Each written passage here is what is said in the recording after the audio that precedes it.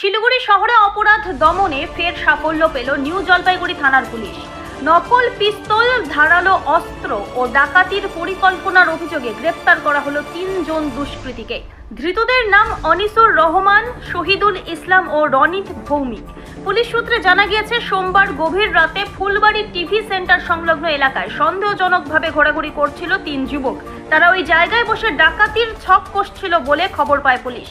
গোপন সূত্রে পাওয়া তথ্যের ভিত্তিতে হানা দিয়ে তাদের গ্রেপ্তার করে নিউ জলপাইগুড়ি থানার পুলিশ।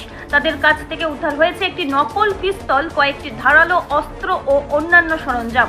উল্লেখযোগ্যভাবে কিছুদিন আগেই ঠিক একই ধরনের ঘটনায় আরও 3 জনকে গ্রেপ্তার করা হয়েছিল, যাদের কাছ থেকে নকল পিস্তল, বেসবল ব্যাট, টর্চ এবং ধারালো অস্ত্র উদ্ধার হয়। পুলিশ মনে করছে এই 2 ঘটনার মধ্যে কোনো সংযোগ থাকতে পারে এবং বড় কোনো অপরাধ চক্রের অংশ হতে পারে এই অভিযুক্তরা।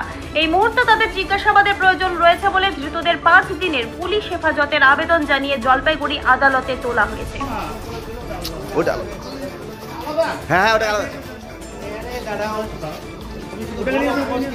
ডাকাতটাকে নিয়েছো, ডাকাতটাকে